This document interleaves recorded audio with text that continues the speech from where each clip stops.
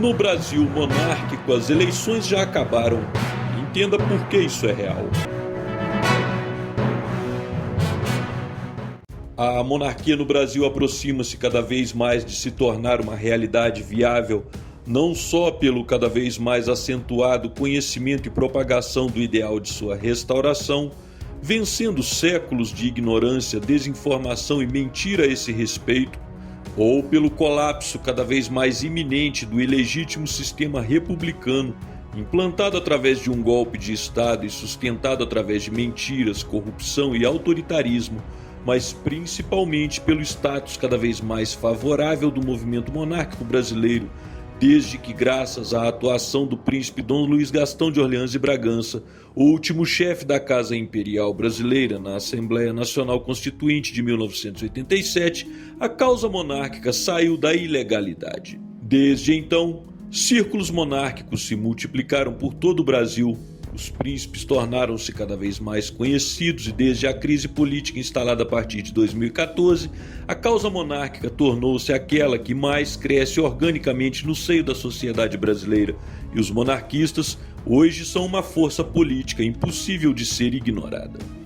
Neste mesmo ano em que o Brasil celebrou 200 anos de sua independência e que também foi marcado pelas eleições mais polarizadas e igualmente contestadas da história recente, o funeral do imperador de iure do Brasil, com luto oficial, honras militares e homenagens de autoridades, a recepção do atual chefe da Casa Imperial Brasileira, o príncipe Dom Bertrand de Orleans e Bragança em Brasília, e sua presença no desfile cívico-militar ao lado do presidente na capital do país, tornaram possível um vislumbre de um futuro Brasil monárquico, ao vermos no Dia da Pátria, chefe de Estado, o imperador de iure, e chefe de governo, o presidente, como era chamado nos tempos do Império, lado a lado, na tribuna de honra, assistindo à parada. Mais que isso, as eleições gerais deste ano permitiram antecipar uma outra diferença entre o sistema monárquico e o republicano.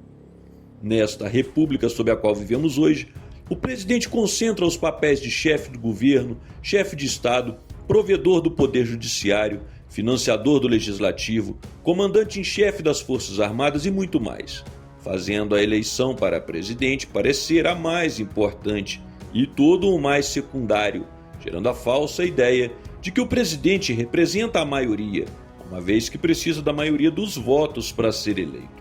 Este equívoco precisa ser esclarecido antes de tudo, uma vez que o presidente não representa a maioria, mas sim a maior minoria, uma vez que o vencedor, com a maioria dos chamados votos válidos, não representa aqueles que votaram nos candidatos vencidos, nem os que votaram nulo, nem os que votaram em branco, nem aqueles que se abstiveram de votar. Nenhum desses se sente representado pelo eleito e a soma de todos estes é sempre superior à maioria do total de eleitores. Já o parlamento, o que hoje é chamado de Congresso Nacional, este sim tem a representação da maioria, uma vez que cada parlamentar representa uma parcela do eleitorado. Estes estão aglutinados em bancadas, que por sua vez formarão uma coalizão que dará sustentação à sua liderança. Ou seja, só lidera o parlamento quem tem o apoio da maioria dos parlamentares, que por sua vez representa a maioria dos eleitores. Em um Brasil monárquico, não votaríamos para chefe de governo nem de Estado. O chefe de Estado, no caso o monarca, é hereditário, suprapartidário e representa a unidade da nação, não estando sujeito à eleição. Já o chefe de governo é indicado pelo consenso da maioria do parlamento, tendo sempre lastro na maioria do eleitorado. Se fôssemos uma monarquia constitucional parlamentar, a eleição já teria acabado no último domingo, dia 2 de outubro, uma vez que o parlamento já está composto para a legislatura que se inicia em 2023. E aí que está um dado interessante. Como ficou a composição do parlamento brasileiro, do Congresso Nacional? Vejamos, na Câmara dos Deputados, os 10 partidos que apoiaram o candidato da esquerda à presidência, PT, PCdoB, PV, Solidariedade, PSOL, Rede, PSB, Agir, Avante e PROS conquistaram 122 das 513 cadeiras. Os 3 partidos que apoiaram o candidato da direita, PL, PP e Republicanos, conquistaram 187 cadeiras. Somente o PL somou 99 e é a maior bancada da Câmara dos Deputados, quase 50% maior que a segunda. Isto já está definido. Estas posições já estão marcadas para a próxima legislatura. Tanto na república em que vivemos quanto em um Brasil monárquico, estes 2 blocos buscariam o apoio dos outros partidos para consolidar sua liderança. Considerando o histórico de alianças em eleições e votações passadas, salvo exceções, provável é que PSD, PDT, Cidadania e PSDB formem uma espécie de linha auxiliar da esquerda, com 77 representantes, apoiando o bloco principal de esquerda, ao menos parcialmente nas votações do parlamento. Do outro lado, também a tendência é que PTB, Podemos, PSC, Patriota, Novo e União Brasil, cuja maioria dos parlamentares eleitos já fizeram campanha para o candidato da direita, formaram também uma linha auxiliar de 85 parlamentares. Desta forma, considerando que a nova composição da Câmara dos Deputados já está eleita, os blocos também já estão bem decantados, com um bloco em torno de 272 deputados à direita e cerca de 199 à esquerda. O MDB, com 42 deputados, completa a composição. Na Câmara Alta, o Senado, 4 dos 10 partidos que formam a aliança em torno da candidatura de esquerda à presidência, PT, Rede, PSB e PROS, conquistaram 12 das 81 cadeiras. Já os 3 partidos que apoiam o candidato da direita, PL, PP e Republicanos, conquistaram 22. Mais uma vez, somente o PL, com 13 assentos, elegeu mais senadores do que toda a aliança de esquerda.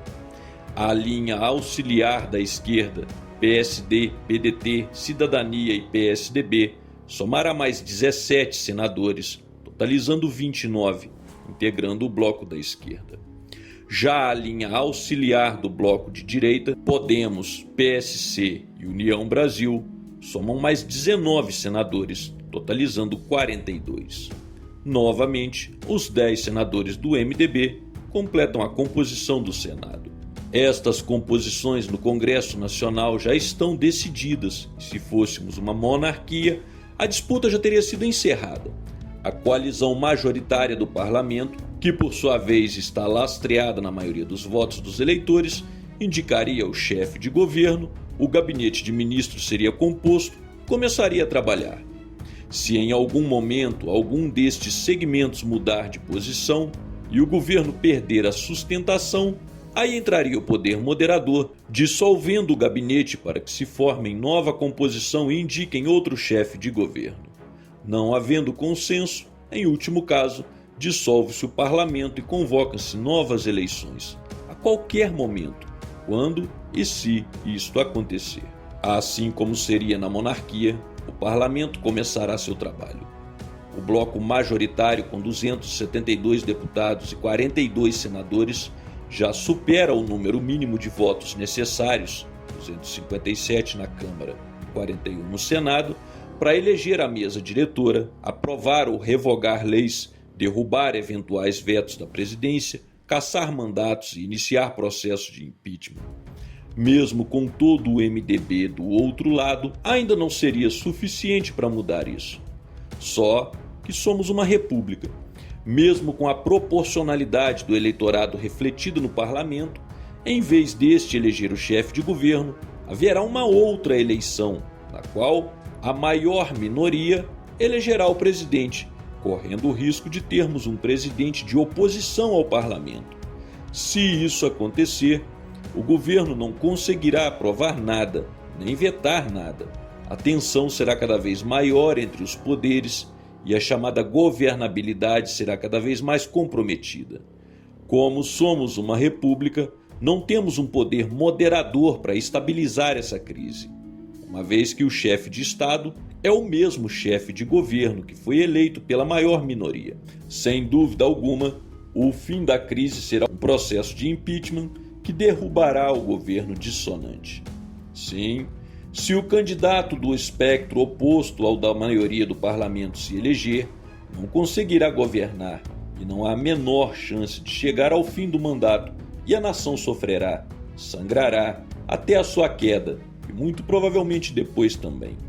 Não há outro caminho, não há outra possibilidade. Ou endossamos o que já foi decidido pelos brasileiros e consagrado na composição do Congresso Nacional, ou por nossa própria opção, pela ação ou omissão, escolhemos uma nova crise que inevitavelmente culminará mais uma vez na queda de um governo eleito pela maior minoria e a nação sangrará. O povo sofrerá enquanto isso acontece. São essas, e apenas essas, as duas únicas escolhas que serão postas diante de nós no próximo dia 30. A estabilidade típica de uma monarquia ou o caos republicano. Esse foi o Plantão Monarquia News. Curta, comente, compartilhe e inscreva-se no canal. E fique atento às notícias e novidades do mundo monárquico.